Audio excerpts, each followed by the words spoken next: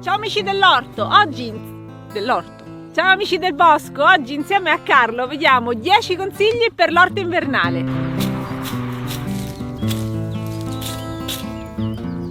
Partiamo dall'orto e vediamo come difendere gli ortaggi, diciamo, più fragili, meno abituati al gelo, appunto dalle gelate. Sulle insalate, bellissime insalate, abbiamo messo un telo, un TNT, quindi una copertura leggera, tranquilla, con dei piccoli archetti, però ci aiuta nel caso che arriva quella mattina gelata che va -2, -3.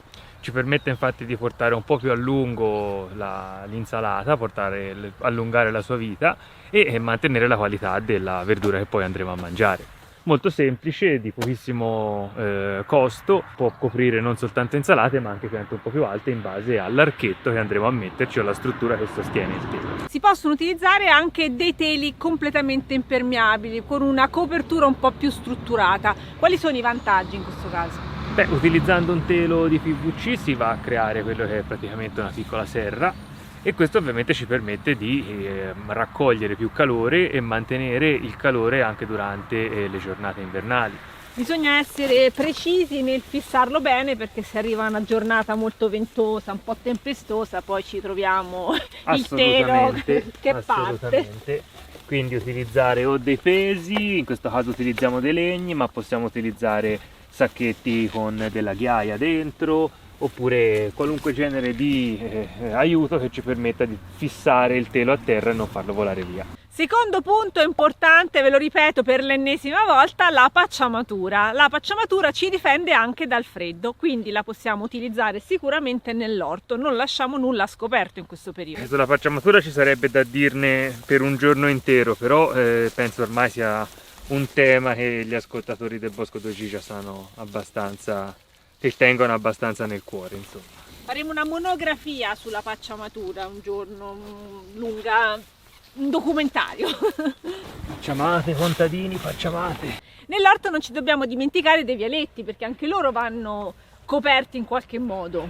Assolutamente, o possiamo semplicemente far crescere l'erba, e quella è già una copertura più che sufficiente, paglia, cartone, ramaglie, foglie, qualunque cosa, nonché le scarti delle verdure. Quando andiamo a tagliare delle verdure, le cogliamo per portarle a casa, tutto ciò che ci avanza lo prendiamo e lo buttiamo nel vialetto. Questo ci permetterà di aumentare la sostanza organica. La pacciamatura è importantissima anche per gli alberi, ma loro ci pensano da soli, perché fanno cadere le foglie e si creano un bel tappeto. In più ci sono le erbe spontanee che aiutano a proteggere dal gelo. Una copertura ai piedi delle piante è molto importante per continuare a nutrire il suolo. I microrganismi rimarranno attivi, avranno qualcosa da mangiare, da decomporre, e quindi diciamo che nel frattempo, mentre la pianta dorme, il suolo si rigenera per dare tanti nutrienti al momento del risveglio. Il quarto consiglio riguarda la gestione degli impianti di irrigazione. Dipende, ognuno ha il suo specifico impianto. Qui in questo caso abbiamo direttamente dalla cisterna dell'acqua una serie di tubi che mandano l'acqua nelle varie direzioni. Quello che andremo a fare sarà molto semplicemente chiudere questi rubinetti, coprire tutta quest'area con gomma piuma, stoffe, lana, cartone, tutto ciò che abbiamo e che ci permetterà di evitare che geli quello che potrebbe restare all'interno, l'acqua che potrebbe restare all'interno di questi tubi. Ma adesso, cosa più importante, è andare alla fine di ogni cannella, di ogni tubo a cui è collegata questa cisterna, aprire il rubinetto e svuotare completamente i tubi. Infatti il danno che può essere fatto dal gelo è che l'acqua che si ghiaccia e aumenta di volume può spaccare le tubature, può spaccare i rubinetti. Se noi svuotiamo i tubi e li lasciamo vuoti, il rischio praticamente è quasi azzerato. Ecco fatto, il tubo adesso è praticamente svuotato e possiamo lasciarlo aperto in caso ci fosse ancora dell'acqua dentro e aumentasse di volume, comunque avrebbe uno sfogo. Possiamo comunque coprirlo con qualche cosa per evitare che si geli e che rimanga a contatto col freddo. Se possibile mettiamo al riparo tutti quei materiali che si possono rovinare con il gelo. Sicuramente i tubi di irrigazione, ma anche secchi di plastica o altri materiali che utilizziamo generalmente nell'orto e che in estate ci possiamo permettere anche di lasciare in giro dove vogliamo. Siamo nel mio capanno, qui abbiamo i tubi di irrigazione, là abbiamo i secchi di plastica, ma potete mettere al sicuro anche altri oggetti come per esempio l'annaffiatoio, che sì è di metallo, ma non è che deve rimanere tutto il tempo sotto la pioggia o sotto il gelo. Altro consiglio per l'inverno è la gestione della tempera del terreno. Con dei teli di plastica possiamo lavorare bene in modo da avere il terreno pronto al momento giusto. Lavorare con la plastica ci aiuta anche a nutrire il terreno, perché come sta facendo Carlo, se lasciamo per esempio l'erba tagliata o altri residui vegetali a terra, quelli andranno a decomporsi e ad integrarsi nell'humus che si sta formando. È importante quando si utilizza la plastica di farlo con coscienza. Non esageriamo, non copriamo vaste aree di terreno, perché comunque l'acqua che poi ci pioverà sopra andrà ad accumularvisi nelle zone a valle e questo potrebbe provocare dei danni. E ovviamente andremo a coprire il suolo in maniera disorganizzata e questo non va bene, non va utilizzata come se fosse alla leggera, va utilizzata sapendo in quale zone vogliamo metterla e perché andiamo a farlo. Normalmente lo si fa per evitare che il terreno si inzuppi eccessivamente di acqua durante l'inverno e quindi velocizzare il processo di asciugatura e il ripristino della tempera del terreno.